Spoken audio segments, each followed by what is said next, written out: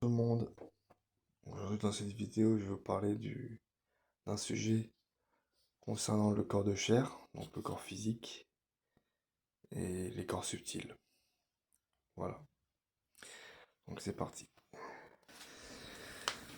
Donc là, j'ai fait deux personnes différentes, on va dire. Donc une qui n'est pas éveillée spirituellement, et une autre qui est éveillée spirituellement.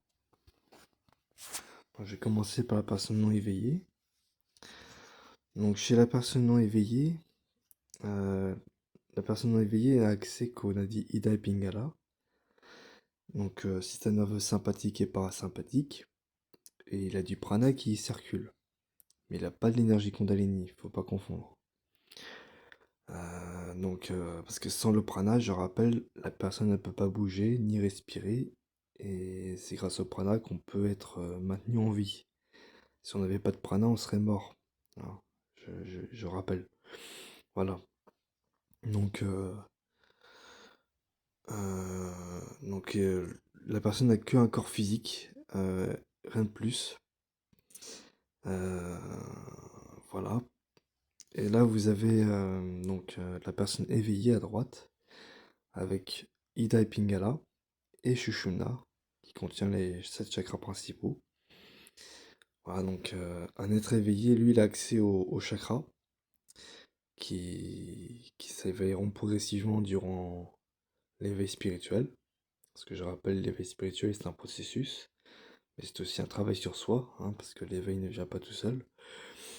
Et voilà, donc voilà, quand je dis dans une ancienne vidéo, l'évolution spirituelle est cyclique. Donc ça peut prendre du temps pour un corps subtil de s'éveiller, hein. C'est comme on dit, Paris ne s'est pas fait en un jour, sinon ça le saurait. Donc, euh, donc voilà.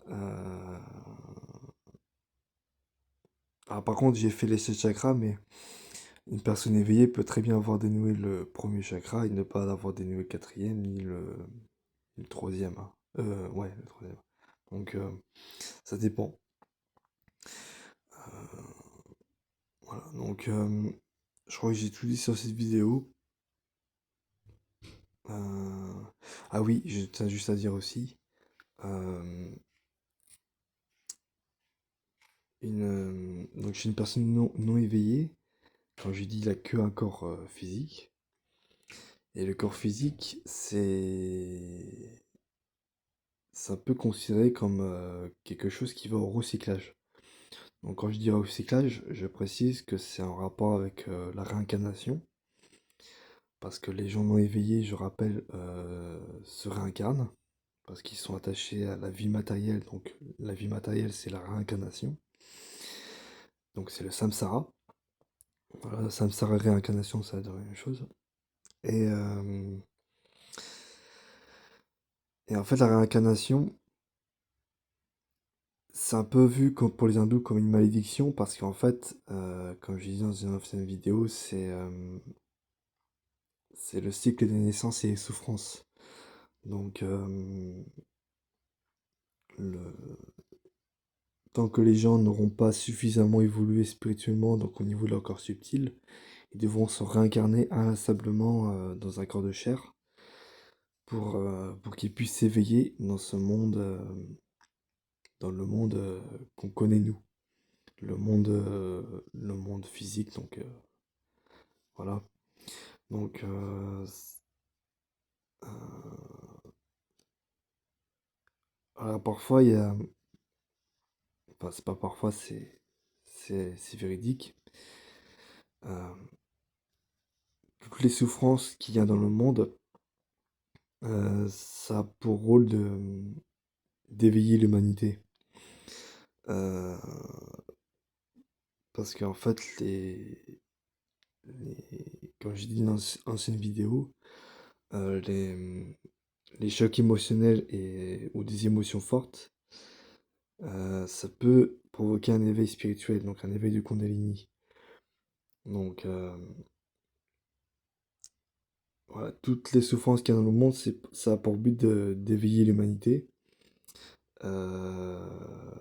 pour qu'ils aillent vers la connaissance. Euh,